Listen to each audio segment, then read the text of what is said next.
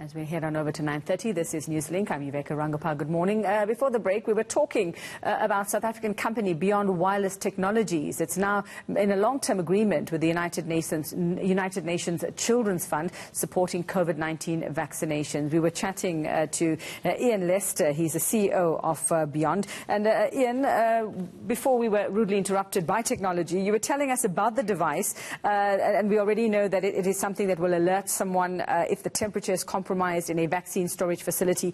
You were telling us about whether it can actually be used to fix the problem and not just be an alert system.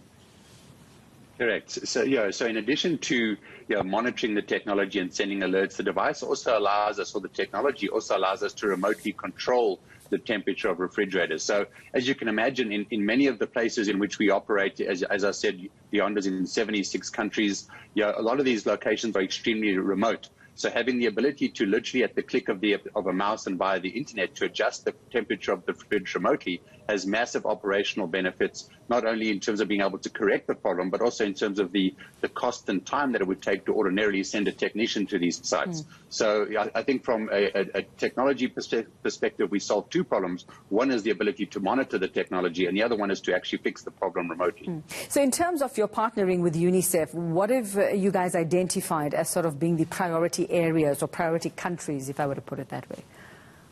Well, I think the truth is that the world is a priority right now. I mean, needless to say, in the middle of a global pandemic, the cold chain infrastructure around the world up until this point, or pre-COVID, was really designed to carry what we refer to as routine vaccination. So things like measles, mumps, polio, etc., which in themselves are all very dangerous and deadly diseases. And I think the challenge now is that cold chains around the world are having to be capacitated and expanded to carry not only the old routine vaccines, but in addition to which the new COVID vaccines. And the requirement in terms of volume is exponentially higher than anything we've had to deal with previously. So I think from a global perspective, the challenge now is how do we build out cold chains to support both routine vaccination as well as COVID, so we can get through this problem. Was this a device that you were using for something else before, or is it something that you developed specifically for this?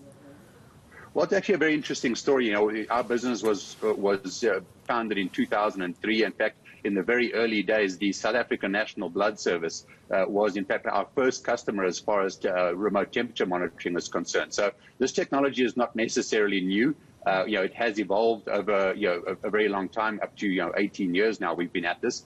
Even before the Internet of Things was available to us as a name, we've been doing this. We used to call it telemetry back in the day. So the technology is not necessarily new, and it has been used by the Blood Bank and several other companies within South Africa to monitor the cold chain. So this is, I suppose, an evolutionary process that has brought us to this point. And we've been hearing when it comes to vaccine, we've been hearing about, sort of first world countries, the developed countries, sort of getting preference, being able to get there faster than others. Is this something that will be affordable for the countries, let's say, for example, in Africa, that might not be able to afford other measures otherwise to get these vaccines safely to the people who need them?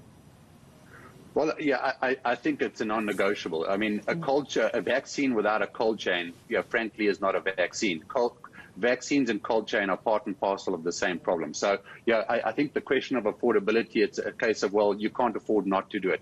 And if one just looks at the havoc that is being wreaked on not only lives but also livelihoods, I think it's something that just has to be done. And I think the private sector, together with the large NGOs like Unicef and the WHO, etc., there are plans, as we are aware, to make sure that even poorer countries and developing countries have access to this technology. And a lot of this kind of work is very well managed and done largely by the NGOs like Unicef and others who are in this space. And are you yourself making sure that this is affordable as the company? Well, affordable.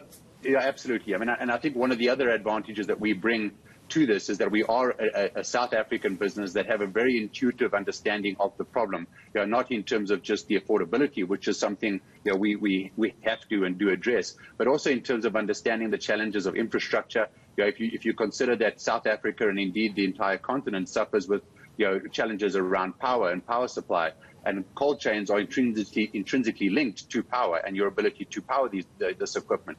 So we've also developed technology that allows us to mitigate some of that risk by running with off-grid technologies that ensure that we can operate without reliable and clean power supplies throughout the continent. Right, thanks very much for that, Ian Lester from Beyond, partnering with Unicef to make sure that vaccines aren't ruined, aren't spoiled in that last phase before they get to the people that actually need them.